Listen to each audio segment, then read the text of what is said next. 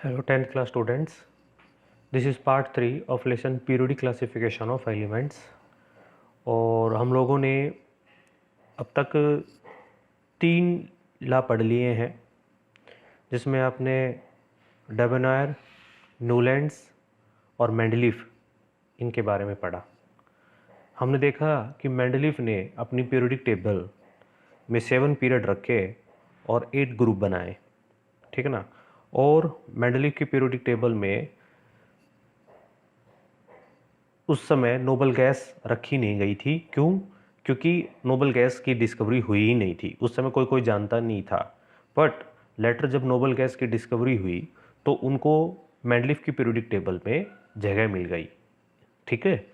अब मैंने आपसे बताया था कि मेंडलीफ, डेबनायर और न्यूलैंड इन तीनों ने अपनी पीरियोडिक टेबल एटॉमिक मास पे बनाई थी, इंक्रीजिंग एटॉमिक मास पे बनाई, ठीक है ना। और मेंडलीफ ने क्या किया, जिन एलिमेंट्स की प्रॉपर्टी एक जैसी थी उनको एक ही स्लॉट्स में रख दिया, ठीक है ना। जैसे कि हम लोग आयरन, कॉपर और निकल की बात करें तो इनको एक साथ रख तो दिया, पर जब इंक्रीजिंग एटॉमिक मास की बात करें तो हम देखते थे कि पहले निकल आना चाहिए था, है ना, उसके बाद कोबाल्ट आना चाहिए था, पर ऐसा नहीं किया। डिफरेंट होते हुए भी, मास अलग होते हुए भी और कोबाल्ट का मास ज़्यादा होते हुए भी, है ना, कोबाल्ट को बीच में रख दिया गया, जबकि कोबाल्ट को सबसे लास्ट में रखना था। मैं अभी आपको बताता हूँ कि बातें मैं आपसे क्या कह रहा हूँ। देखिए, तो बच्चों ये आप लोग कई बार देख चुके हो, ये मेंडलीफ की पीरियोडिक टेबल थी, है ना। और इसमें आप देखिए यहाँ पे आयरन, कोबाल्ट और निकल, इसमें निकल कोबाल्ट से पहले होना चाहिए था, क्योंकि निकल का जो मास है वो कोबाल्ट से कम है। पर क्या किया, कोबाल्ट को पहले ही रख दिया, है ना, निकल से। तो ये उसकी सबसे बढ़िया कमियां थी। दूसरी बात आप देख रहे हो कि हाइड्रोजन को लिथियम, सोडियम, पोटासियम के ऊपर रखा गया है। इनको हमने एल्कली मेटल दिया था नाम, है ना, और दूसरे का नाम एल्कलानाइन अर्थ मेटल। ये एल्कली है, ये एल्कलानाइन है, ठीक है ना। तो कुछ हमने देखा कि कुछ स्लॉट्स थे वो खाली छोड़ दिए गए और ये कहा गया कि फ्यूचर में जब वो एलिमेंट आएंगे तो वो यहाँ पे सेट बैठेंगे। और हमने देखा कि फ्यूचर के अंदर जब कुछ एलिमेंट्स आए तो उनकी डिस्कवरी हुई, तो वो बिल्कुल जो बॉक्स में यहाँ पे उन्होंने खाली छोड़ा था, देखो उन्होंने बॉक्स खाली छोड़ दिया था और प्रॉपर्टी बता के चले गए थे। माने कि समझो, ऑक्साइड आएगा, यदि कोई भी एलिमेंट आएगा तो उसका जो ऑक्साइड बनेगा वो किस फार्मूले का बनेगा, R2O3 का बनेगा। यदि हाइड्राइड का बने बात करें तो वो RS3 का बनेगा। और जब लेटरली जब वो एलिमेंट खोजा गया और जब वो वहाँ पे रखा गया तो बिल्कुल उसके ऑक्साइड्स के और हाइड्राइड्स के फार्मूले सेम थे। ये मेंडलीफ की बहुत ही बड़ी अचीवमेंट थी। पर क्योंकि मैंने आपसे बताया, यदि मेंडलीफ एटॉमिक मास पे ना काम करके एटॉमिक नंबर पे काम करता तो ये जो भी कमियां थी, जो जैसे कि यहाँ पे जो कमियां थी वो उनको दूर किया जा सकता था। बट उन्होंने इस पे काम नहीं किया, उन्होंने वेट पे ही काम किया, ठीक है ना। तो ये बातें मैंने आपसे बताई थी। कुछ मैंने एलिमेंट के नाम बताए थे जो खोजे नहीं गए थे पर उनके नाम रख दिए गए थे। जैसे मैं आपको बताऊं तो इक्का एल्युमिनियम, एल्युमिनियम से पहले, है ना। तो इक्का एल्युमिनियम में क्या आया, खोजा गया, बताओ इक्का एल्युमिनियम में कौन आया फिर? तो वो आया था गैलियम, ठीक है बच्चों। फिर लेटरली आया इक्का सिलिकॉन, इक्का सिलिकॉन में कौन आया? जर्मेनियम। कौन आया बच्चों? जर्मेनियम। और इक्का बोरोन, इक्का बोरोन में कौन आया फिर लेटरली? तो स्कैंडियम। ये 3 मैंने आपसे बताए थे और मैंने आपसे उस दिन बताया भी था। यदि भूल गए हो तो इसका पार्ट 2 देख लो, वहाँ पे मैंने ये चीज़ें लास्ट में बता रखी हैं कि इक्का एल्युमिनियम, है ना, इक्का सिलिकॉन, इक्का बोरोन, ये मैंने आपसे बताए थे कि ये इक्का एल्युमिनियम था वो आपका गैलीलियम बना के चल के, इक्का सिलिकॉन था वो आपका जर्मेनियम बन गया, और इक्का बोरोन था वो आपका स्कैंडियम था। देखो ये इन्होंने नाम जरूर दिए थे, जैसे कि तुम ये समझ लो इन बॉक्स के नाम दे दिए, पर ये बताया नहीं कि एलिमेंट का होगा कौन, क्योंकि उस समय मेंडलीफ के टाइम पे 63 एलिमेंट्स ही नोन थे, मतलब 63 तत्व हुई ज्ञात थे, उनसे ज़्यादा तत्वों का ज्ञान था ही नहीं। इसलिए उसने ये बहुत बढ़िया काम किया। ऐसा नहीं कहा कि भाई जैसे कि पीछे आपने देखा, एक ने तो ये कह दिया कि एलिमेंट ही नहीं खोजे जाएंगे इसके बाद, पर इसने ऐसी घोषणा नहीं की। इसने कहा कि लेटरली वो खोजे जाएंगे और वो यहाँ पे बिल्कुल फिट बैठेंगे।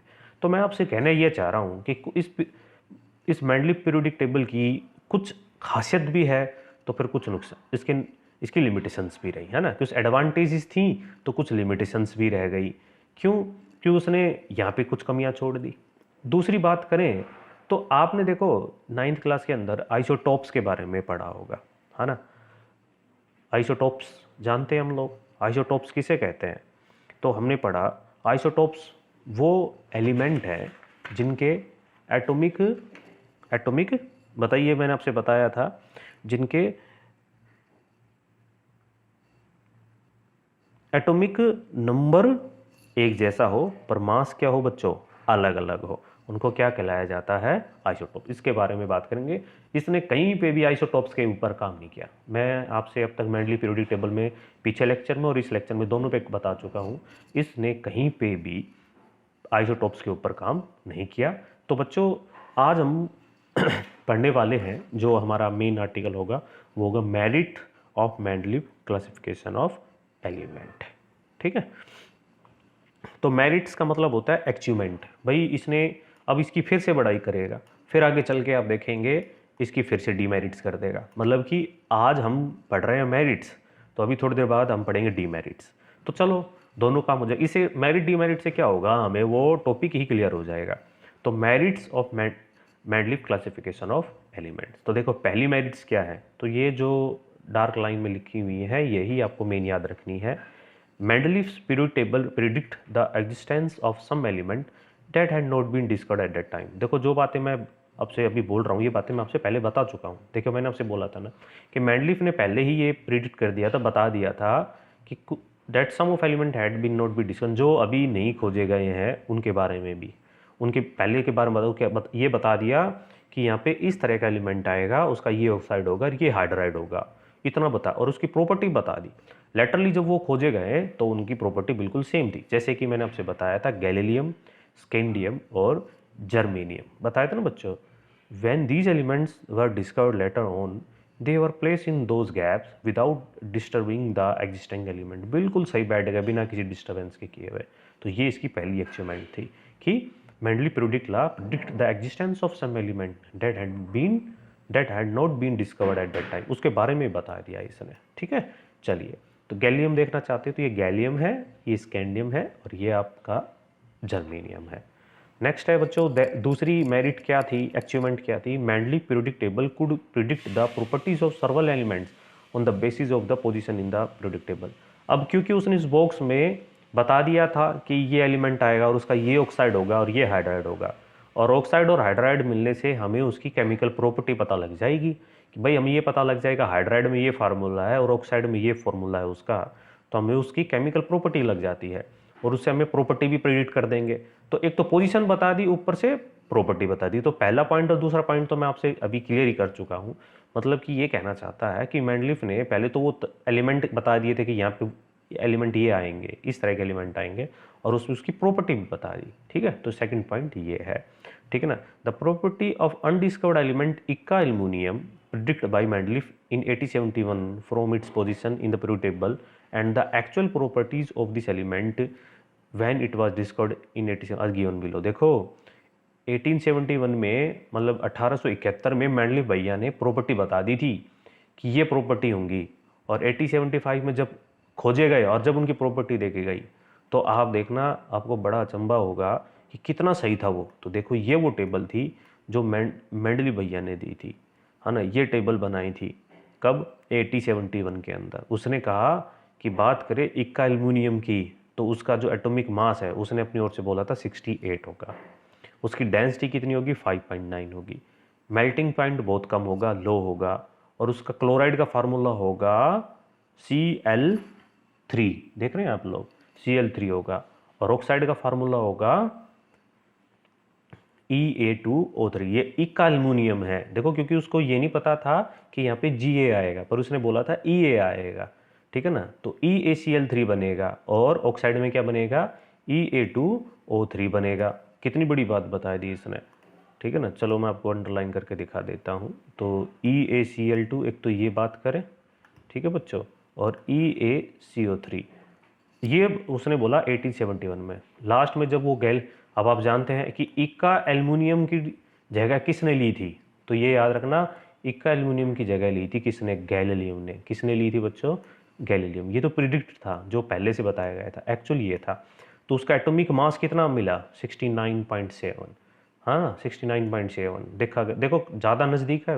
अब बोलोगे गैप है, पर बच्चों की उस समय इस गैप, उस समय आप देखो कब का टाइम है, ये 1871 में है, ठीक है ना। बहुत पुराना समय, हमारे दादा का भी जन्म नहीं हुआ था उस समय, इन्होंने ये बातें पहले ही बता दी थी, प्रिडिक्ट करके बता दिया। इतना भी आइडिया लेना बहुत बड़ी बात है। और डेंसिटी की बात करें तो 5.9, तो यहाँ पे 5.94 है, बिल्कुल अप्रोक्स है। मेल्टिंग पॉइंट लो है, इसका भी लो है। EaCl3 बनता है, GaCl3 बनता है। ऑक्साइड की बात करें, EA2O3 बनता है, यहाँ पे Ga2O3 बनता है। तो आप देख रहे हैं कितना बिल्कुल नज़दीक आइडिया दे दिया इसने, ठीक है ना। तो ये इसकी सबसे बड़ी अचीवमेंट थी, ठीक है ना। ये खाली मैंने आपसे किसकी बताई है, इका एल्युमिनियम की बात बताई है। इसी तरह वो आगे के लिए रहेंगी, ठीक है ना।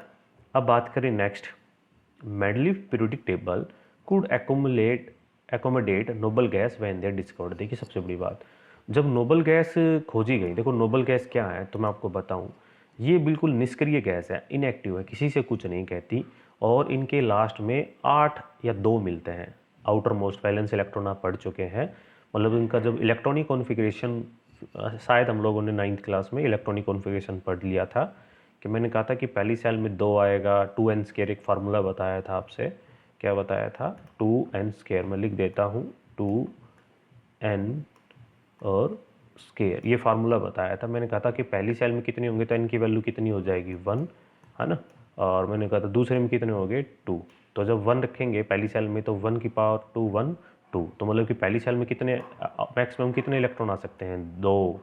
दूसरी में तो n की वैल्यू 2 रख दो, 2 2 जा 4, 4 2 जा 8, तो दूसरे में मैक्सिमम इलेक्ट्रॉन कितने आ सकते हैं, 8 आ सकते हैं। तो ये इसका इलेक्ट्रॉनिक कॉन्फ़िगरेशन है, ठीक है ना। क्या कहलाया जाता है ये, इलेक्ट्रॉनिक कॉन्फ़िगरेशन। उसी तरह पहली सेल का नाम हमने दिया था K, दूसरी का दिया था L, फिर हमने Mn ऐसे नाम दिए थे ना बच्चों। तो बच्चों सबसे बड़ी अचीवमेंट देखो ये भी थी कि जब बात करें मेंडलीव की, तो मेंडलीव ने तीसरी अचीवमेंट ये दी कि जब नोबल गैस डिस्कवर्ड हुई, है ना, जब आपकी नोबल गैस डिस्कवर्ड हुई, नोबल गैस कहाँ रखी जाती है, तो अभी थोड़ी देर रुको, मैं आपको पीरियोडिक टेबल में नोबल गैस दिखा दूंगा। 18 ग्रुप होता है नोबल गैस का, सबसे लास्ट में बैठी रहती हैं, ठीक है ना। तो जब लेटरली जब इनकी खोज हुई ना बच्चों, तो मेंडलीव की पीरियोडिक टेबल में इनको जगह मिल गई उस समय, और इसने भी डिस्टर्ब नहीं किया, it did not disturb the original arrangement of Mendeleev periodic table. The noble gas are place in a separate group because they are chemically unreactive. क्यों रखी जाती हैं, क्योंकि ये इनके पीछे 2 और 8 है, तो ये किसी से कुछ कहती नहीं, इसलिए अनरिएक्टिव है। तो याद रखना, अनरिएक्टिव होने का रीज़न क्या है कि इनके इलेक्ट्रॉनिक कॉन्फ़िगरेशन पूरे फील्ड हैं, पूरे भरे हुए होते हैं, इनको किसी ज़रूरत ही नहीं होती। तो बच्चों ये तो थी उसकी मेरिट्स एडवांटेजेस। अब मैंने कहा था अब ये उसकी क्या करेगा, लिमिटेशंस करेगा, कमियां क्या क्या रही। तो मैंने तुमसे अभी थोड़ी देर पहले बताया था, कमी सबसे बड़ी ये रही, इसने आइसोटोप्स के ऊपर काम नहीं किया। The position of isotopes could not be explain, इसके बारे में इसने कुछ नहीं कहा, पोजीशन के बारे में। अब आइसोटोप्स क्या होते हैं, तो isotopes are the atoms of same element having similar chemical property but different atomic mass. Isotopes क्या है, वो एटम्स हैं, है ना, एक ही एलिमेंट के, जिनकी केमिकल प्रॉपर्टी एक जैसी होती हैं, पर मास क्या होता है, अलग अलग होता है ना। जिनका मास अलग अलग हो पर एटॉमिक नंबर क्या हो, एक जैसा। जैसे आप बोलोगे सर उदाहरण के तौर पे, तो देखो एटॉमिक नंबर क्लोरीन का बताएं तो सभी को याद होगा 17 है। तो एक तो होता है 1735, एक तो होता है 1735, ठीक है ना, 35 उसका क्या है, मास। एक तो ये क्लोरीन है, पर एक और होता है 1737 भी होता है, ये आपने 9th क्लास में पढ़ा था, ठीक है ना। ये 2 होते हैं। तो जब मेंडलीव से पूछा गया भाई अब इनमें से इन दोनों को कहाँ कहाँ रखे, तो मेंडलीव इस चीज़ को नहीं बता पाया, क्योंकि मेंडलीव को आइसोटोप्स के बारे में कोई आइडिया ही नहीं था। तो सबसे बड़ी कमी ये थी कि position of isotopes could not be explain, इसके बारे में वो कुछ एक्सप्लेन नहीं कर पाया। ये बातें मैंने आपसे बता दी हैं। नेक्स्ट क्या कमी रही, तो बच्चों दूसरा था wrong order of atomic mass of some element could not be explain. जब मेंडलीव से ये पूछा गया कि आपने आपने कोबाल्ट को निकल से पहले रख दिया है ना, जबकि आना कौन चाहिए था, अब तो काफ़ी बार मैं इस बात को दोहरा चुका हूँ, तो आना चाहिए था निकल, है ना। यदि देखना चाहते हो तो देख लो, क्योंकि मैंने आपसे दिखाया भी था अभी थोड़ी देर पहले। देखिए ये रहा, कोबाल्ट को निकल के बाद आना चाहिए था, क्योंकि कोबाल्ट का मास ज़्यादा है निकल से, बट इसने क्या किया, कोबाल्ट को पहले रख दिया, निकल को बाद में रख दिया। जब मेंडलीव भैया से पूछा गया भाई ऐसा क्यों है, तो भाई मेंडलीव इसके बारे में कुछ भी एक्सप्लेन नहीं कर पाया, तो ऑर्डर गलत रख दिया, तो wrong order of atomic mass of some elements could not be explain. तो कोबाल्ट देखना चाहते हो तो देखिए ये कोबाल्ट है, और ये जो दिखा रखा है ये आपका कौन है बच्चों, निकल है, ठीक है ना। इसके बारे में कुछ भी एक्सप्लेन नहीं कर पाया।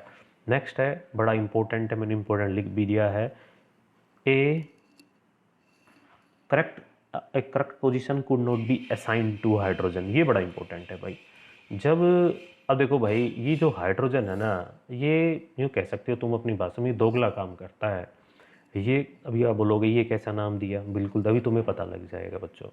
देखो हाइड्रोजन की बात करें तो मेंडलीव ने अपनी पीरियोडिक टेबल में हाइड्रोजन को सबसे पहले फर्स्ट ग्रुप में रखा हुआ है, आप देख लेना, और मैंने दिखाया भी था, ठीक है। बार बार ऊपर नीचे करूँगा तो बहुत टाइम लग रहा है।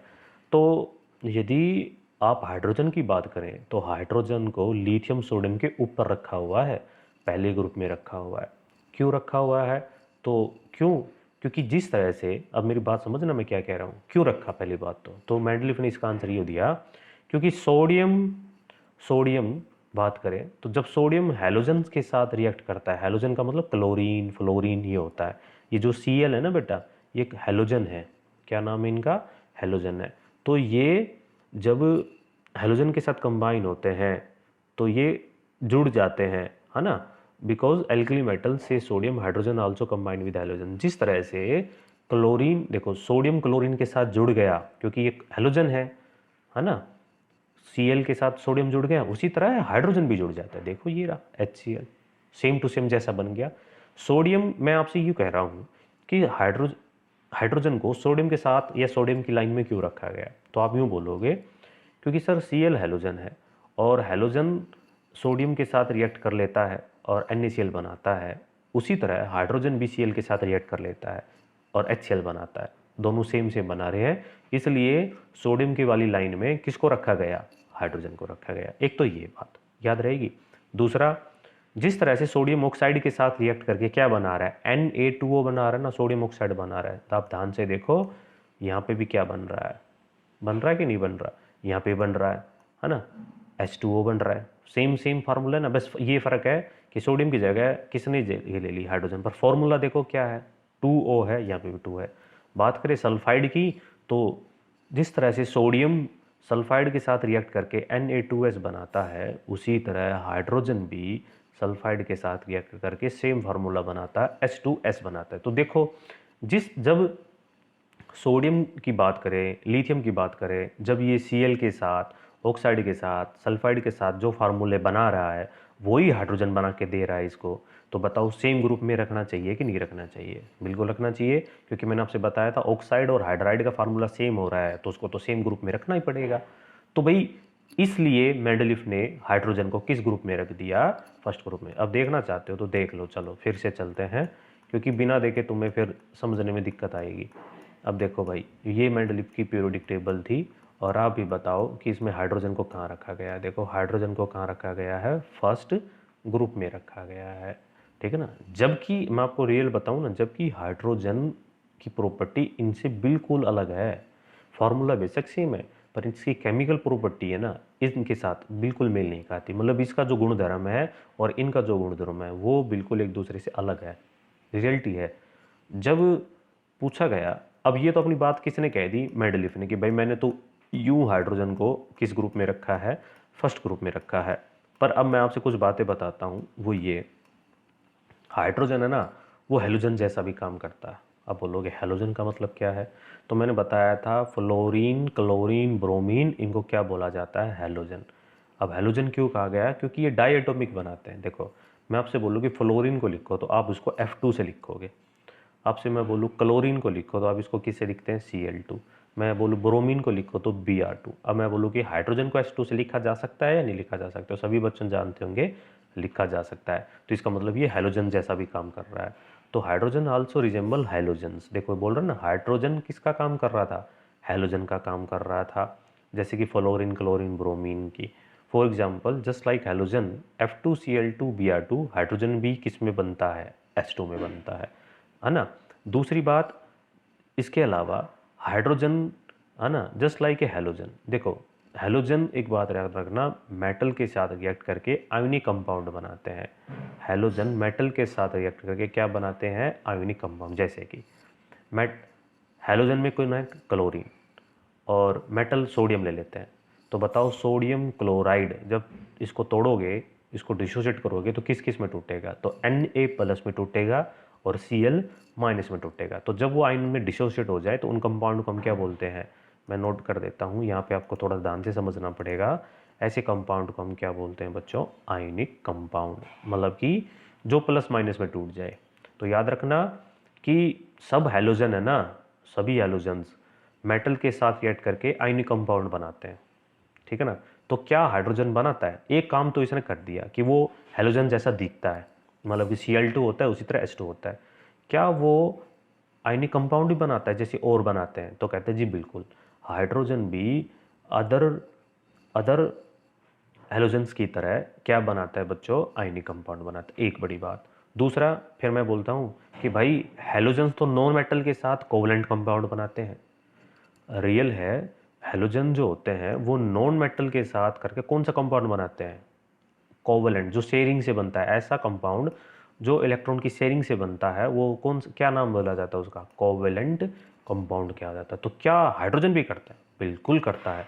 हाइड्रोजन भी नॉन मेटल के साथ कौन सा कंपाउंड बनाता है, कोवलेंट कंपाउंड बना, जैसे HCl, खूब सुना हुआ है HCl। तो मैंने आपसे बताया था क्लोरीन का 17, हाइड्रोजन का 1, ये भी एक शेयर करेगा, ये भी एक शेयर करेगा और एक सिंगल बॉन्ड बना लेते हैं। ऐसे कंपाउंड को हम क्या बोलते हैं, कोवलेंट कंपाउंड। देखो हर चीज़ को डिटेल से बताया जा रहा है, ठीक है ना।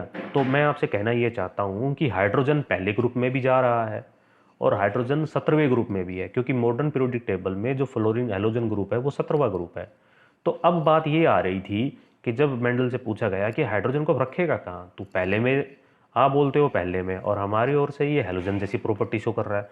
क्यों कर रहा है, क्योंकि 17वें ग्रुप के अंदर जितने भी एलिमेंट्स हैं वो मेटल के साथ रिएक्ट करके आयनिक कंपाउंड बना रहे हैं, नॉन मेटल के साथ रिएक्ट करके, सॉरी, मेटल के साथ करके आयनिक कंपाउंड और नॉन मेटल के साथ कोवलेंट कंपाउंड बना रहे हैं और हाइड्रोजन भी बना रहा है। तो फिर अब बात ये आई कि इस हाइड्रोजन को रखें क्या, कहाँ, पहले ग्रुप में रखें या 17वें ग्रुप में रखें। तो इसके ऊपर मेंडल ने कोई भी जवाब नहीं दिया और उसकी कोई पोजीशन ही नहीं सेलेक्ट कर पाया कि इसको कहाँ रखें, एल्कली में रखें या हैलोजेंस ग्रुप में रखें। ठीक है बच्चों, तो ये थी उसकी सबसे बड़ी कमियाँ। आया समझ में, तो एक बार इसको पढ़ लेना, सब समझ में आ जाएगा। ठीक है, तो अब हम आगे चलते हैं।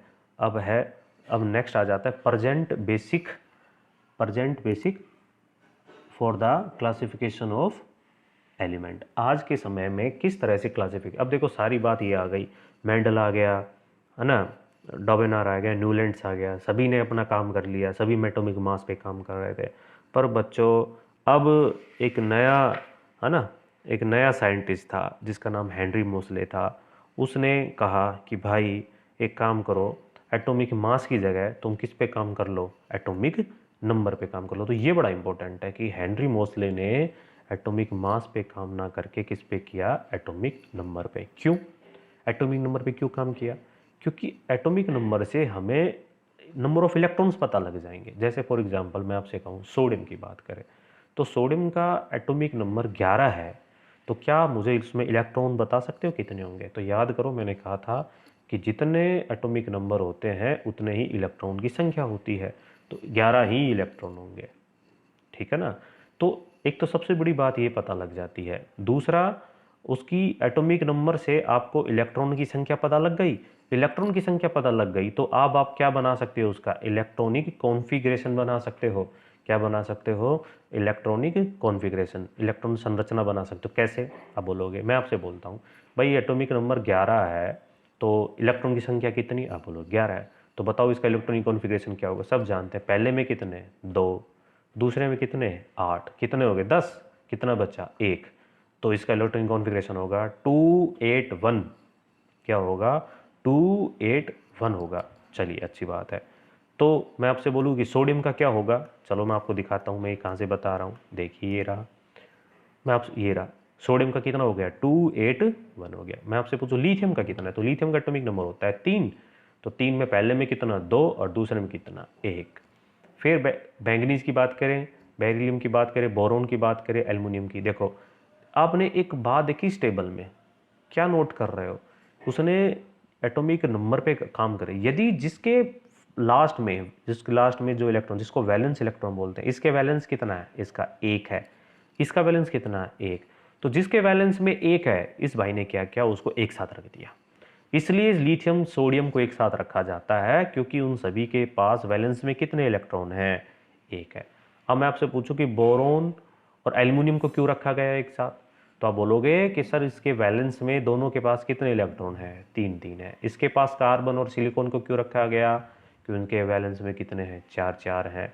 भाई नियोन और आर्गन को एक साथ क्यों रखा गया, ये है आपकी नोबल गैस, आगे चल के आप पढ़ोगे। इनके लास्ट में कितने हैं, 8 8 हैं, कंप्लीट है, बस 8 से बड़ा कुछ नहीं है, ये सेटिस्फाई है, इसलिए इनका नाम बढ़ गया नोबल गैस। तो इनको कौन से, उनको एक साथ रखा, एक साथ रख दिया गया। तो अब आपको समझ में आ रहा होगा कि एटॉमिक मास से बढ़िया है क्या, एटॉमिक नंबर। क्यों, उससे इलेक्ट्रॉन की संख्या पता लग जाती है, इलेक्ट्रॉन संख्या पता लगाने से आप उसकी क्या बता देते हो, इलेक्ट्रॉनिक कॉन्फ़िगरेशन। और इलेक्ट्रॉनिक कॉन्फ़िगरेशन एक बार अपने हाथ लग जाए तो फिर हम ये बता सकते हैं कि ये कौन सी जगह जाएगा। फॉर एग्जांपल यदि किसी के वैलेंस में 2 है तो बताओ किसके साथ रखा जाएगा, तो आप बोलोगे सर मैग्नीशियम के साथ रखा जाएगा। मैं बोलूँ यदि किसी के वैलेंस में 3 है तो बताओ वो किसके साथ रखा जाएगा, तो आप बोलोगे सर बोरोन और एल्युमिनियम के साथ रखा जाएगा। तो क्या ये इजी नहीं है। दूसरा और बड़ी बात बताऊं, आगे चलते हैं। तो बच्चों ये छोटी छोटी बातें बताई मैंने अभी आपसे। अब देखिए, तो ये था जो ये देख रहे हो आप, ये थे आपके हेनरी मोसले, ये एक साइंटिस्ट थे जिन्होंने कहा atomic number of element is better basic for the classification of element. Better होगा कि आप क्लासिफिकेशन एलिमेंट्स का करो किससे, एटॉमिक नंबर से, ना कि एटॉमिक मास से। अब एक्सप्लेनेशन ऑफ एनोमलीज देखो, क्योंकि जो मेंडलीफ की कुछ कमियां थी इस भाई ने इसको दूर कर दिया।